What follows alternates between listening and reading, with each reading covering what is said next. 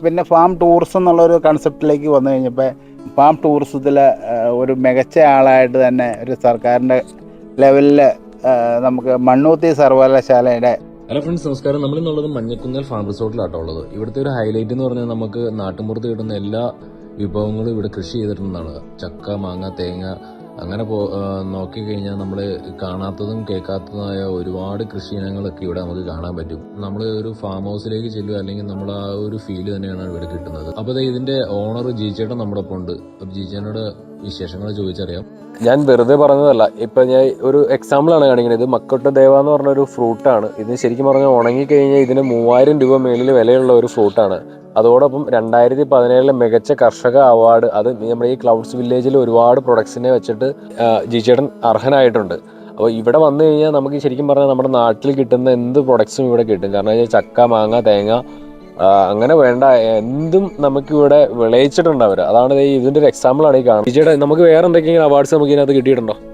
നമുക്ക് ഇപ്പോൾ നമ്മൾ ഫസ്റ്റ് നമ്മൾ ചെയ്തത്, നമ്മളിവിടെ പശു ഡയറിയാണ് ചെയ്തത്. ഡയറി ഫാം ചെയ്തിട്ട് അതിൻ്റെ ചാണാനും ഒക്കെ ഉപയോഗിച്ചാണ് ഇവിടുത്തെ ജൈവ കൃഷി ആണ്. ആ ജൈവ കൃഷിയിലൂടെയാണ് നമ്മൾ ഈ ഒരു പ്രോപ്പർട്ടീനെ നമ്മളിങ്ങനെ ഉയർത്തിക്കൊണ്ട് വന്നത്. അപ്പോൾ അത് കാണാൻ വേണ്ടി ഒത്തിരി ആളുകൾ ഫാം വിസിറ്റ് ചെയ്യും. അങ്ങനെയാണ് നമ്മളിത് ടൂറിസത്തിലേക്ക് കടന്നത്. അതിലാണ് ആ ഒരു ഐഡിയ ശരിക്കും വന്നത്. അതെ.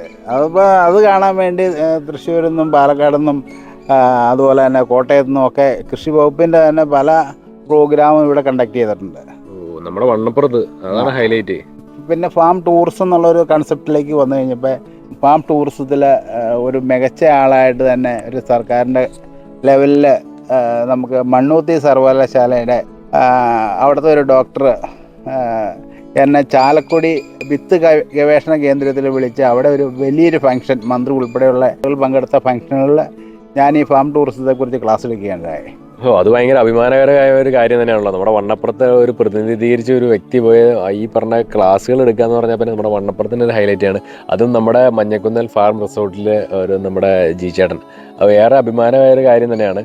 അപ്പോൾ അദ്ദേഹത്തിൻ്റെയാണ് ഈ കാണുന്ന റിസോർട്ടുകൾ മൊത്തം.